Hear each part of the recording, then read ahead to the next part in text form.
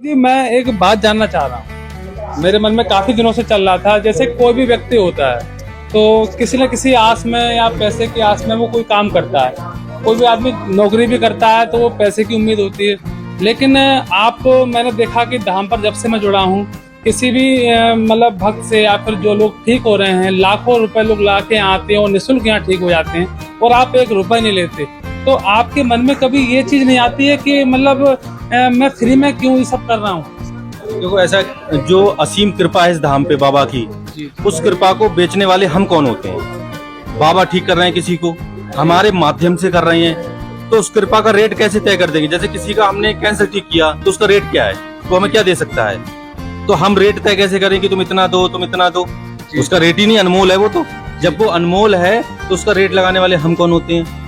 इसीलिए हमने ये अपने जीवन में प्रण किया है कि हम किसी से पैसे नहीं लेंगे। और तुमने कई बार नोट भी किया, वो जबरदस्ती कोई देने की कोशिश करता, मना कर देते हैं, कहते हैं आप उद्यान पात्र में डाल दो। हमें क्या करना? हमारी हर जरूरतें बाबा श्याम पूरी कर रहे हैं। हमें अगर जरूरत पड़ेगी हम बाबा को बोलेंगे ना, जिससे लोग बाबा से बोलेंगे तो लोग आए हैं। तो हम लोगों से क्यों कहें पैसे के लिए?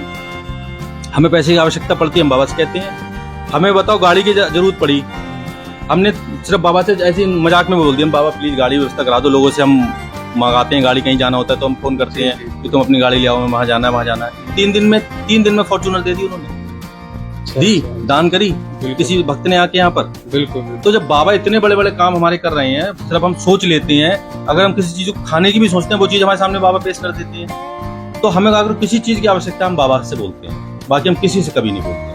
यहाँ इतना बड़ा मंदिर बनना है, मंदिर निर्माण के लिए भी हम किसी से ये नहीं कहते हैं कि आप इतना इस तरीके से दो जिससे ऐसा होगा। जिसकी इच्छा होती है लोग यहाँ रसीद कटाते हैं, जिसकी नहीं होती है नहीं कटाते हैं। तो इसलिए अपने जीवन में किया है कि पैसे इस धाम पे किसी तरीके के चलन नहीं चलने देंगे। और यही रीजन है कि ना दर्शन का कोई पैसा है, ना हमसे मिलने का कोई पैसा है, ना तिलक लगाने का पैसा, ना धागा बांधने का पैसा। जो और धामों पे आपने देखा होगा कि हर आपके हाथ फैलाया, हाथ पे रख दिया, लाओ पैसे, लाओ पैसे।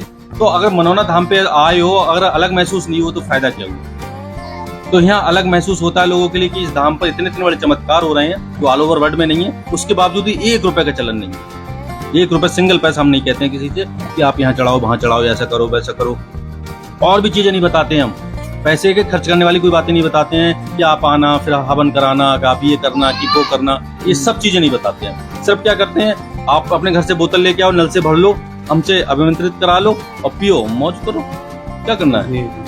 बाबा के लिए पैसे की आवश्यकता नहीं है, ना हमारे लिए पैसे की आवश्यकता है। हम दोनों लोगों की कनेक्टिविटी है। बस हमें जिस चीज की आवश्यकता होती है एक बार मन में सोचते बाबा में ला देते हैं। तो इसलिए पैसे का चलन ना अभी हो रहा है ना आगे भी होगा, ऐसे ही रहेगा।